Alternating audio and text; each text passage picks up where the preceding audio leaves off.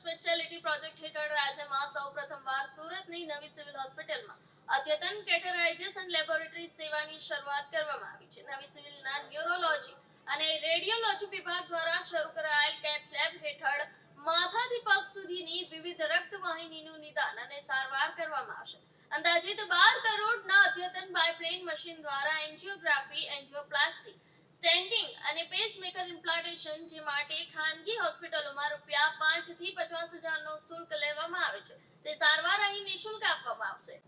આ વિશે વધુ જણાવતા સુરત નવી સિવિલના સુપ્રિન્ટેન્ડન્ટ ડોક્ટર ધારિત્રી પરમારે કહ્યું કે રાજ્ય સરકારના સુપર સ્પેશિયાલિટી પ્રોજેક્ટ હેઠળ નવી સિવિલ ખાતે ન્યુરોલોજી અને યુરોલોજી વિભાગ કાર્યરત થઈ ચૂક્યો છે, ત્યારે કેથ લેબ સાથે ઇન્ટરવેન્શનલ રેડિયોલોજીની સેવા શરૂ કરાઈ છે. હાલ આ સેવાઓ સુરત નવી સિવિલ ખાતે એપોઇન્ટમેન્ટને આધારે કરવામાં આવશે. વધુમાં તેમણે કહ્યું કે કેથ લેબ સેવાના પ્રથમ દિવસે જ સિવિલમાં માથા અને પગના દર્દીની સફળ એન્ડોવાસ્ક્યુલર ઇન્ટરવેન્શનલ સારવાર કરાઈ છે, તેમજ ભવિષ્યમાં કાર્ડિયાક વિભાગની સંપૂર્ણ સેવા ઉપલબ્ધ કરવાની દિશામાં કાર્ય થઈ રહ્યું છે. અદ્યતન કેથ લેબની સુવિધા થકી નવી સિવિલ દર્દીઓની સેવામાં વધુ એક કદમ આગળ વધી રહી છે. આ પ્રસંગે ગુજરાત નર્સિંગ કાઉન્સિલના ઉપપ્રમુખ ઇકબાલ કડીવાલાએ જણાવ્યું હતું કે સુરત નવી સિવિલ માટે આ એક ગૌરવનું ક્ષણ છે. રાજ્ય સરકાર દ્વારા જરૂરિયાતમંદ દર્દીઓને વિવિધ રોગોના નિદાન અને સારવાર માટે એક જ સ્થળે શ્રેષ્ઠ આધુનિક સુવિધાઓ સાથે સારવાર આપવામાં અમારા પ્રયાસો છે. સાથે જ સુરત નવી સિવિલ ખાતે શરૂ થયેલા કેથ લેબના માધ્યમથી નર્સિંગના વિદ્યાર્થીઓને સુપર સ્પેશિયાલિટી વધુ સીટો પ્રાપ્ત કરવાની તક મળશે.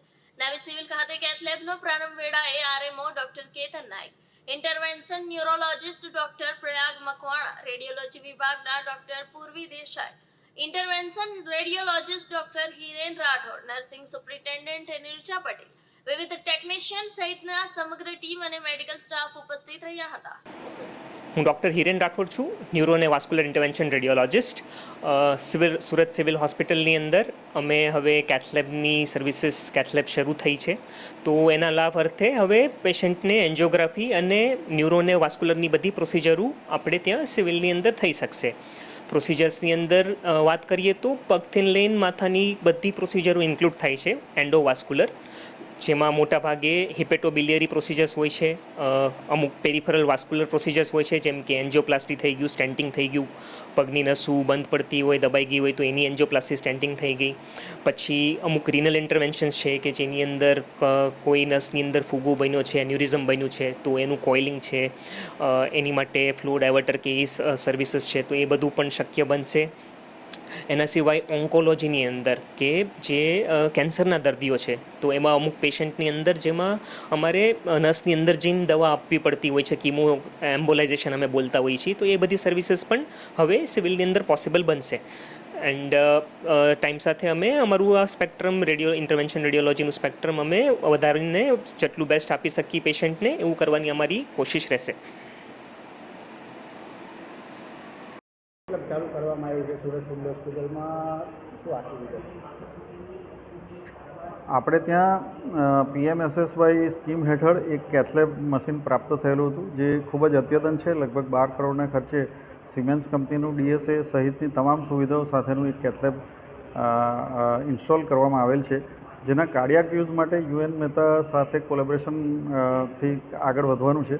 પરંતુ નોન કાર્ડિયાક કેસ કે જેમાં બ્રેઇનમાં એન્જિયોગ્રાફી કરવાની હોય, લિમ્બમાં એન્જિયોગ્રાફી કરવાની હોય, તો એને માટે જરૂરી જે ટેકનિકલ સ્ટાફ છે એમાં ઇન્ટરવેન્શનલ રેડિયોલોજિસ્ટ અને ઇન્ટરવેન્શનલ ન્યુરોલોજિસ્ટ આપણી પાસે ઉપલબ્ધ હોય એ સેવાઓ ગઈકાલે કાર્યરત કરી છે. પ્રથમવાર 2 એન્જિયોગ્રાફી કરવામાં આવી છે, એક બ્રેઇનની કરી છે અને એક લોઅર લિમ્બની કરી છે, અને રાજ્ય સરકાર અને કેન્દ્ર સરકારના સહયોગથી આ આપણને સફળતા પ્રાપ્ત થઈ છે. આપનું પડશે, આપણે ત્યાં કેટલાક ચાલુ કરાવવાનું છે, કઈ ટેકનોલોજી છે, કઈ કિંમત છે અને કઈ સર્જરી ચાલશે? સો બાયપ્લેન મશીન આવ્યું છે, જે વન ઓફ ધ લેટેસ્ટ કે મોસ્ટ એડવાન્સ મશીન કહેવાશે. બહુ ઓછી ઇન્સ્ટિટ્યૂટ પાસે આ ટાઈપનું એડવાન્સ મશીન હાલ હશે. સો એ સુરત સિવિલ હોસ્પિટલને મળ્યું છે.